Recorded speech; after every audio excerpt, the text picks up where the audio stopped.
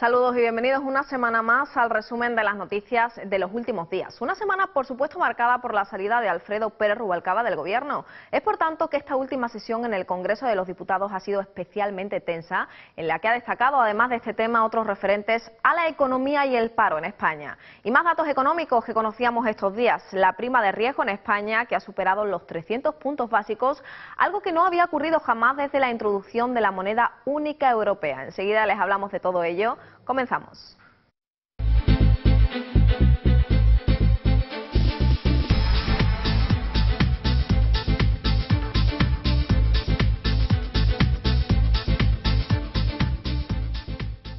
La salida de Alfredo Pérez Rubalcaba del Gobierno ha llevado a José Luis Rodríguez Zapatero a emprender la novena remodelación de su gabinete desde que llegó a la Moncloa en 2004, que ha supuesto mínimos cambios y una única incorporación, la de Antonio Camacho como titular de Interior.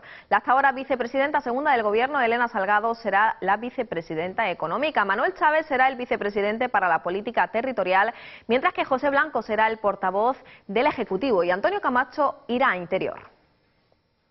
Cambios en el Gobierno tras el adiós de Rubalcaba. Es la novena remodelación del gabinete de Zapatero desde que llegó a la Moncloa en 2004. El ministro de Fomento, José Blanco, asume la portavocía y el número de vicepresidencias se reduce a 2. Se mantienen sus titulares, Elena Salgado, vicepresidenta económica, y Manuel Chaves, vicepresidente político. Y los cambios son los siguientes. Ministro del Interior, Antonio Camacho, como saben, el actual secretario de Estado de Interior. Como portavoz del Gobierno va a ejercer las funciones el ministro de Fomento, José Blanco. El primer gobierno de Zapatero tomó posesión en abril de 2004 tras la victoria electoral del 14 de marzo, con varias peculiaridades. Era paritario y por primera vez una mujer era vicepresidenta, María Teresa Fernández de la Vega, y contaba con un ministerio dedicado a la vivienda que no existía desde la restauración de la democracia en el 77. 2 años después, en 2006, Zapatero anuncia los primeros cambios que afectaban a las carteras de Defensa, Interior y Educación y Ciencia, tras el abandono del gobierno de José Bono. Bono fue sustituido por José Antonio Alonso, quien pasó la cartera de Interior a Alfredo Pérez Rubalcaba, que pasaba a integrarse en el Gobierno. El siguiente cambio en el gabinete en septiembre de 2006 fue puntual. José Montilla dejó el Ejecutivo para ser candidato a la presidencia de la Generalitat de Cataluña. Le sustituye Joan Clos al frente de Industria. Un motivo similar llevó en 2007 a Mariano Fernández Bermejo al Ministerio de Justicia, que abandonaba a Juan Fernando López Aguilar para liderar a los socialistas canarios en las elecciones autonómicas. Poco después, en junio, Zapatero anuncia la cuarta remodelación del gabinete, la mayor en su primera legislatura. Salieron del Gobierno Jordi Sevilla, María Antonia Trujillo y Carmen Calvo, y llegaron Carme Chacón, Bernat Soria y César Antonio Molina, y Elena Salgado pasó de Sanidad a Administraciones Públicas. El PSOE revalidó su victoria en las elecciones de marzo de 2008 y en abril Zapatero presenta su nuevo equipo con nuevos ministerios de Igualdad y Ciencia e Innovación. Entraron 5 ministros nuevos: Cristina Garmendia, Viviana Ido, Celestino Corbacho, Miguel Sebastián y Beatriz Corredor. Y salieron Jesús Caldera, Cristina Narbona, Joan Clos y José Antonio Alonso. Carme Chacón se convirtió en la primera ministra de Defensa de la historia de España. El primer cambio en esta legislatura y sexto desde 2004 estuvo motivado por la dimisión a finales de febrero de 2009 de Fernández Bermejo como titular de Justicia. Fue sustituido por Francisco Camaño. Apenas un mes después, Zapatero apuesta por un importante cambio, justificándolo como una necesidad ante el contexto político y la crisis económica. Decide aumentar el peso político del gabinete con la entrada de los máximos dirigentes del partido, Manuel Chaves y José Blanco. Salgado sustituyó a Solbes y se suman Trinidad Jiménez, Ángel Gabilondo y Ángeles González Sinde.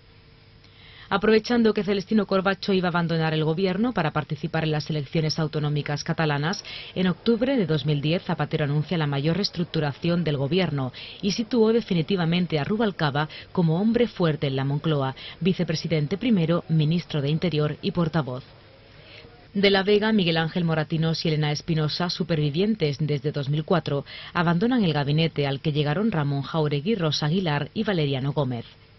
Zapatero justificó los cambios para dar estabilidad parlamentaria y afrontar la tercera etapa de la legislatura con un gobierno de gran fortaleza política y capacidad de comunicación. Y desde las filas populares aseguran que la crisis de gobierno que ha anunciado el jefe del Ejecutivo evidencia que el Partido Socialista no tiene nada nuevo que ofrecer. Según María Dolores de Cospedal, lo único que justifica que el gobierno siga en pie es exclusivamente un interés partidista. De Cospedal ha transmitido que los populares ofrecen en su programa electoral un proyecto de recuperación nacional. Los españoles necesitan un gobierno para salir de la crisis. La secretaria general del Partido Popular, María Dolores de Cospedal, ha insistido en esta idea durante la rueda de prensa posterior a la reunión del Comité Ejecutivo Nacional del Partido Popular, en la que también ha asegurado que la crisis de gobierno que ha anunciado el jefe del Ejecutivo, José Luis Rodríguez Zapatero, evidencia que el Partido Socialista no tiene nada nuevo que ofrecer. Según la Popular, lo único que justifica que el gobierno hoy siga en pie es exclusivamente un interés partidista. De Cospedal ha transmitido que los populares ofrecen en su programa electoral un proyecto de recuperación nacional. Lo que está claro con estos cambios es que el Partido Socialista no tiene nada nuevo que ofrecer. Y lo que está claro con estos cambios es que, puesto que el Partido Socialista no tiene nada nuevo que ofrecer, todos son parches. Y los españoles ya no quieren más parches. Los españoles lo que quieren y lo que necesitan es un gobierno nuevo para salir de la crisis. El Partido Popular va a ofrecer un gobierno serio, un gobierno de personas capaces. El Partido Popular va a ofrecer otra forma de gobernar. Tras ser preguntada por los periodistas, la secretaria general del Partido Popular se ha referido al discurso que este sábado pronunció el candidato del PSOE a la presidencia del Gobierno, Alfredo Pérez Rubalcaba, calificándolo de tomadura de pelo. Lo que hemos pensado todos los españoles al escuchar el discurso del candidato socialista. Si tiene tantas propuestas y tiene tantas fórmulas y tiene tantas ideas para que nuestro país salga de la crisis, ¿cómo es posible que no las haya aplicado antes mientras ha sido vicepresidente del Gobierno y cómo es posible que no las aplique ahora su propio Gobierno? Es una tomadura de pelo. De Cospedal ha afirmado que de esa intervención se deducen 4 factores: radicalización muy clara del mensaje del PSOE, demagogia, prometer lo contrario a lo que llevan haciendo 7 años y decir ahora que defienden a los que han hecho más daño en su política. Y por otra parte, desde Andalucía, el presidente de la Junta, José Antonio Griñán, descarta un adelanto electoral y niega que haya cambios en su gobierno antes de las elecciones autonómicas. Según Griñán, hay muchas cosas que hacer de aquí a marzo. El presidente de la Junta de Andalucía ha participado en el ciclo de reflexiones sobre Andalucía de los diálogos del Correo. En este foro ha insistido que todo el PSOE de Andalucía está a disposición del candidato a la presidencia del Gobierno en la formulación de sus propuestas y ha descartado cualquier situación de bicefalia en el Partido Socialista. Griñán descarta un adelanto de los comicios y niega que haya cambios en su gobierno antes de las elecciones autonómicas. Según el presidente de la Junta, hay muchas cosas que hacer hasta marzo y después de marzo ya ha recordado que el PSOE andaluz cuenta con mayoría absoluta en el Parlamento. El jefe del Ejecutivo andaluz, que ha participado en el ciclo de reflexiones sobre Andalucía de los diálogos del Correo, ha contestado a la pregunta de los periodistas de si el candidato del PSOE a la presidencia del Gobierno, Alfredo Pérez Rubalcaba, le ha planteado la posibilidad del adelanto electoral. Griñán ha insistido que su objetivo es consolidar esta legislatura, terminar el trabajo y hacer las elecciones. Yo tengo una competencia en ese tema, pero él no tiene ninguna. Quiero decir, él no puede ni adelantar las elecciones en España ni en Andalucía.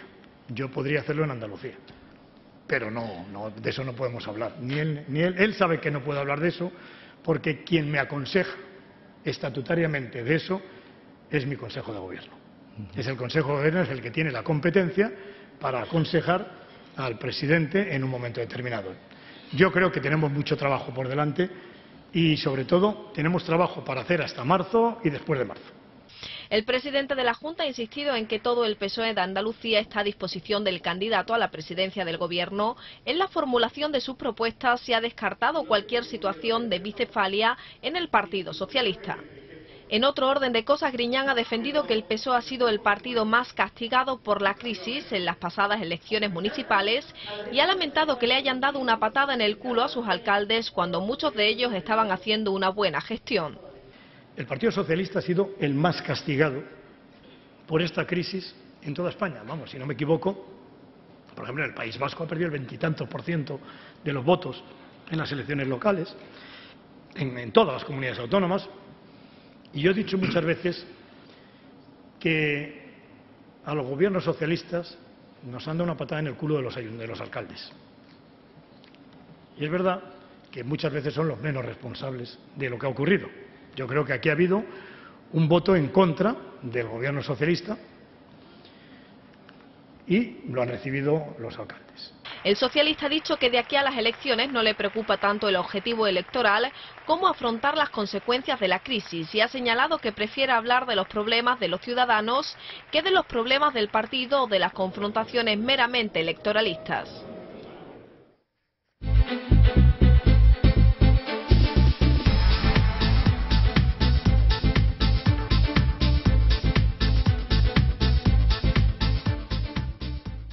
Y sesión de control en el Congreso de los Diputados. La crisis telón de fondo, y es que Zapatero, tras ser preguntado por Rajoy, ha defendido que su gobierno mantiene todas las facultades y las formas. Rajoy acusó al presidente del gobierno de dirigir un gobierno provisional y desacreditado en el que nadie confía con un presidente en funciones. Zapatero defiende que ha habido un crecimiento económico en el primer trimestre del año, a pesar de que los españoles sufren aún las consecuencias de la crisis.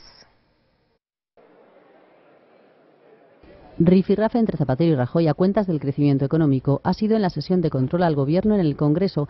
El líder de la oposición, Mariano Rajoy, criticó al presidente por hablar de confianza y no generarla cuando echa las culpas de lo que ocurre a los demás. También puso en duda el crecimiento económico. José Luis Rodríguez Zapatero defendió la previsión del 1,3% del aumento del PIB para final de año.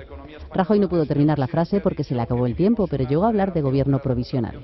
Pero con un gobierno provisional, desacreditado, en el que nadie confía y un presidente en función. Muchas gracias, señor general. Zapatero le exigió que aporte confianza. Sí le tengo que exigir que tenga respeto institucional a los tiempos y a las formas. No hay ni un presidente ni un gobierno en funciones. Hay un presidente y un gobierno con todas las facultades constitucionales y solo es en funciones cuando se celebren elecciones. Le debo recordar que eso forma parte también de la confianza y de la seriedad. Muchas gracias. En el debate han entrado ya preguntas sobre las propuestas del próximo candidato socialista, Alfredo Pérez Rubalcaba, ahora fuera del Banco Azul. Zapatero ha dicho que ya habrá tiempo de debatirlas en el futuro. De otro lado, el presidente del Gobierno ha reconocido que ha aumentado el número de hogares en el que sus miembros están en desempleo y sin ingresos. Aún así defiende que el 80% de esos hogares tienen acceso a algún tipo de ingreso público. El presidente hacía referencia a esta cuestión cuando le fue planteada por el diputado de CiU, Josep Durán y Lleida, quien preguntó a Zapatero por la labor de esta entidad de acción social. Los datos de la pobreza en España hoy también en la Cámara Baja. En los últimos 3 años se ha duplicado la asignación para fines sociales en el IRPF y Cáritas ha aumentado sus ingresos por la vía un 77% en 2010, según los datos aportados por el diputado de CiU, Josep Durán y Lleida, quien ha preguntado al presidente del Gobierno sobre el papel de la entidad de acción social. Zapatero reconoce y valora la importante labor de Cáritas en la situación de crisis que atravesamos. El Gobierno reconoce y valora la importante labor que desempeñan las entidades de acción social en esta coyuntura de dificultades económicas, como es Cáritas. Por su parte, el Gobierno realiza un esfuerzo para afrontar situaciones de riesgo de exclusión social. Es nuestro deber y máxime en una situación de crisis económica. El presidente del Gobierno ha reconocido que ha aumentado el número de hogares en el que sus miembros están en desempleo y sin ingresos. Aún así, defiende que el 80% de esos hogares tienen acceso a algún tipo de ingreso público, bien tipo contributivo o de tipo asistencial, programas de PRODI o Prepara o de la renta activa de inserción que atienden situaciones de especial necesidad. En España hay 10 millones de personas en situación de relativa pobreza y otros 8 millones en situación de exclusión, y que Cáritas atendió en 2010 al 20% más de personas que en 2009, 950.000, y Cruz Roja un 30% más. Para el diputado catalán, el apoyo a la exclusión de las administraciones es insuficiente y que un 70% de las peticiones de ayuda a las entidades de acción social procede de la incapacidad de atención de las administraciones que no dan abasto.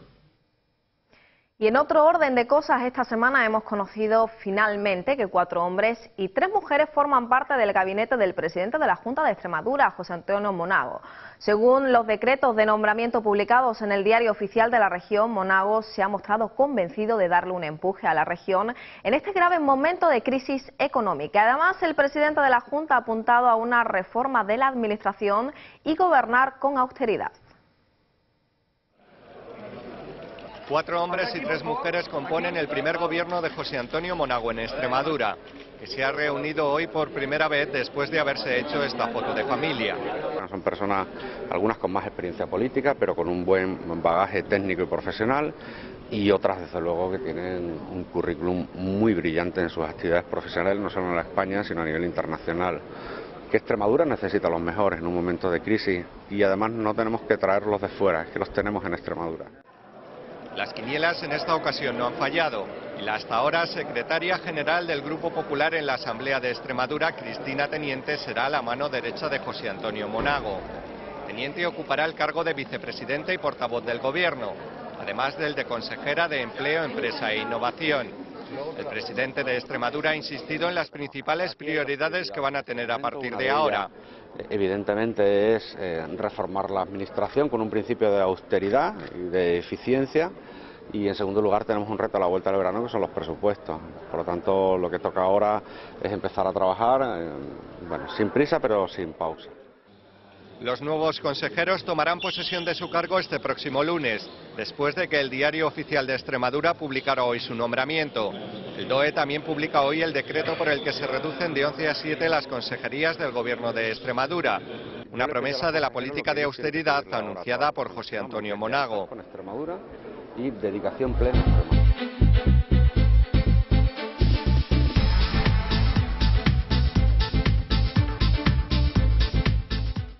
Y se lo anunciamos al comienzo del informativo, la prima de riesgo de España superaba esta semana, después de la apertura del mercado de la deuda, los 300 puntos básicos, algo que no había ocurrido jamás desde la introducción de la moneda única europea. El riesgo del país, de España, alcanzaba su máximo desde la introducción del euro. El bono español a 10 años no superaba el 5,8% desde comienzos del año 2000.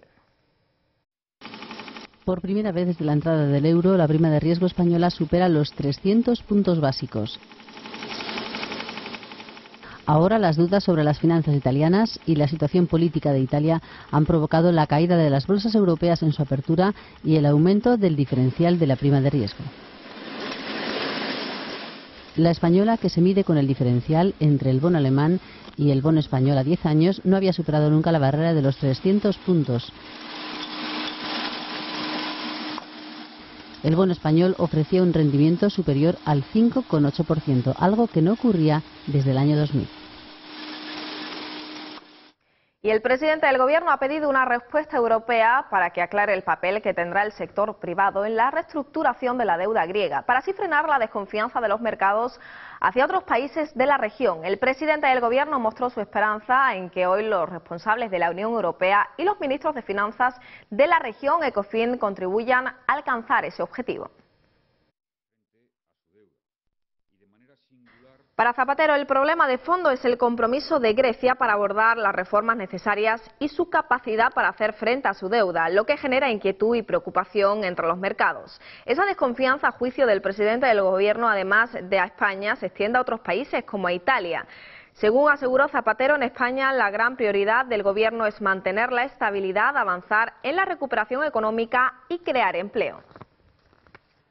La segunda, saben que la elevación de la prima de riesgo que se está produciendo hoy no solo es en España, hay puesta una atención muy singular sobre Italia, aunque el problema de fondo sigue siendo el horizonte sobre Grecia, el compromiso sobre Grecia, la capacidad de Grecia para hacer frente a su deuda y, de manera singular, el debate abierto en torno a la propuesta sobre participación voluntaria del sector privado en ese proceso de ayuda a Grecia. Y más datos, las viviendas vendidas en mayo de 2011 fueron más de 30.700, lo que supone un descenso del 18,3% frente al mismo mes del año anterior, aunque respecto a abril se recuperaron ligeramente al crecer un 27,7%. El descenso de mayo continúa con la tendencia en bajadas iniciada en marzo, después de que los 2 primeros meses del año aún se reflejara en el registro de la propiedad el efecto llamada que animó a las ventas de pisos en los últimos meses de 2010. Por fin, parte de las deducciones. La compraventa de pisos modera su caída hasta el 18,3% en mayo, un mes en el que se vendieron 30.797 viviendas, según el INE. De esta forma, las transacciones ralentizaron su descenso en el quinto mes del año, ya que en abril retrocedieron un 29,7% y en marzo un 11,9%. En mayo continuó con la tendencia de bajadas iniciada en marzo, después de que en los 2 primeros meses del año aún no se reflejara el efecto llamada que animó las ventas de pisos en los últimos meses de 2010 por la desaparición de parte de las deducciones fiscales. Del total de operaciones, el 52,3% de las viviendas fueron usadas y el 47,7% nuevas. Así, el 61% de las compras se registraron en 4 comunidades: Andalucía, Comunidad Valenciana, Madrid y Cataluña. Y otros datos, Banesto obtuvo un beneficio neto atribuido de 286,8 millones de euros en el primer semestre del año, casi un 25% menos que en el mismo periodo de 2010, debido principalmente a la dotación de provisiones. Banesto abre los resultados trimestrales en España. El banco propiedad del Grupo Santander obtuvo un beneficio neto atribuido de 286,8 millones de euros en el primer semestre del año, casi el 25% menos que en el mismo periodo de 2010, debido principalmente a la dotación de provisiones. En este sentido, el conjunto de dotaciones y saneamientos realizados en el primer semestre del año ascendió a 343 millones de euros, según informó la entidad a la Comisión Nacional del Mercado de Valores. No obstante, estos resultados superan las previsiones de los expertos consultados por EFE. El banco que dirige José García Cantera sigue sufriendo, como el resto del sector financiero, el frenazo de la actividad del crédito, que repercute en un descenso del 10,9% del margen de interés. La mora del grupo aumentó al 4,39% desde el 4,15% previo. No obstante, el banco lo atribuye al menor volumen de inversión total de cierre de trimestre y destaca el buen comportamiento de la morosidad.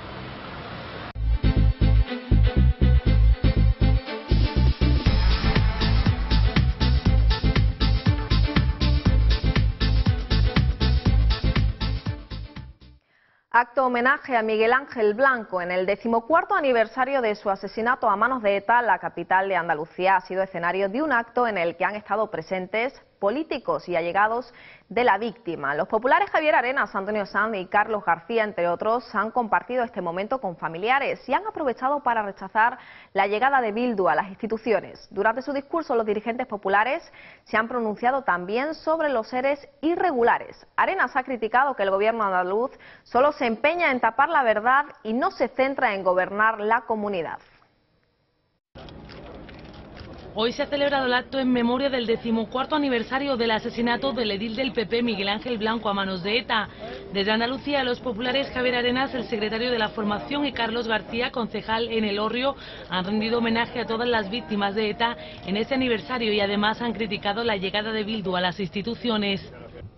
Algunos dicen que esta historia ha terminado y para nosotros esta historia no ha terminado.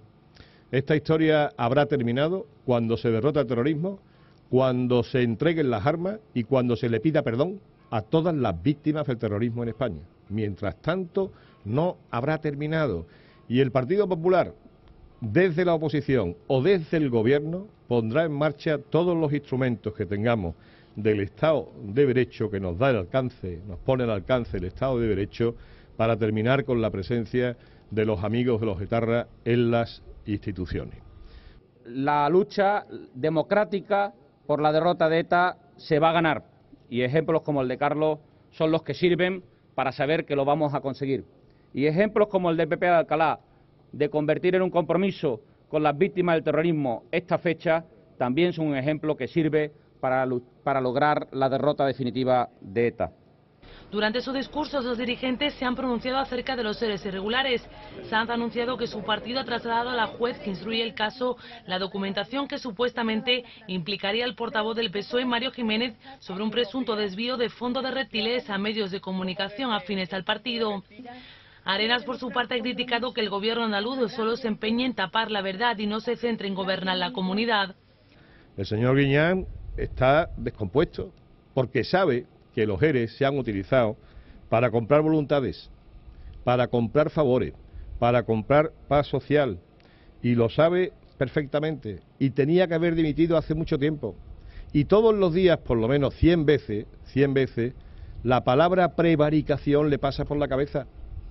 Los populares han calificado estos hechos de un paso más en el monumental escándalo y fraude de los ERES y han exigido a Jiménez que se lo explique a la juez, porque en su opinión no puede ser una casualidad que las subvenciones del Fondo de Reptiles finalmente tengan que ver con la construcción de la sede del PSOE en Huelva.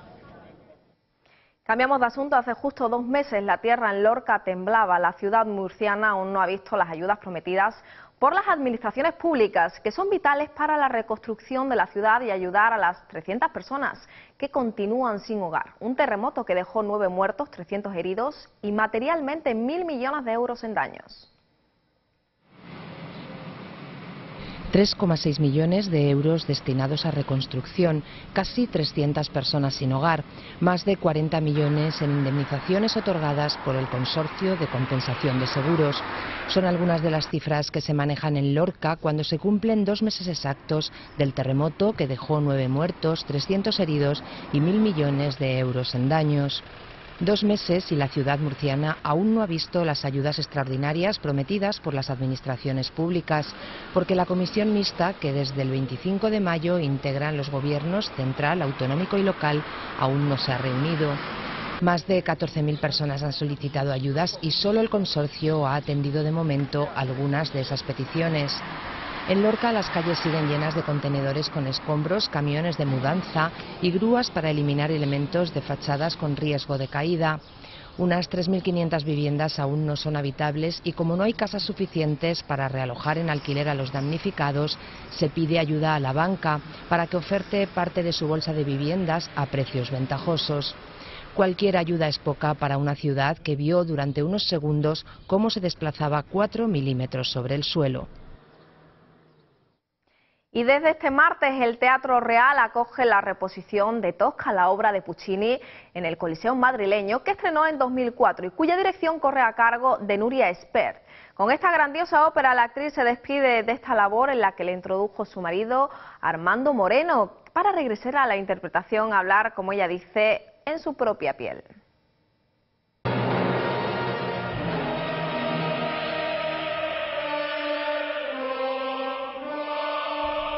A partir del próximo martes, el Teatro Real acoge la reposición de Tosca, la obra de Puccini que el Coliseo madrileño estrenó en 2004 y cuya dirección escénica vuelve a estar a cargo de Nuria Espert.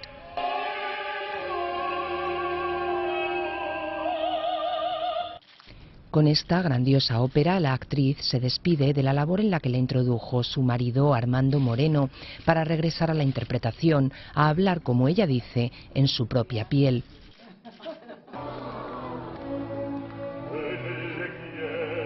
En un tándem con el director de orquesta, Renato Palumbo, Nuria Espert dice adiós por todo lo alto, con una ópera que le hace una ilusión especial y a la que apenas ha cambiado nada, para que siga teniendo la frescura que tuvo entonces.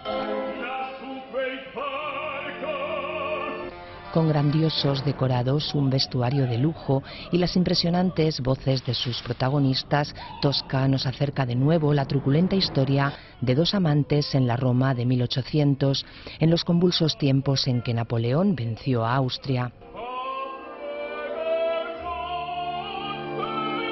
Con algunas de las arias más bellas del repertorio verista italiano, se trata de un melodrama en 3 actos, mezcla de intriga y pasión, teatro en estado puro.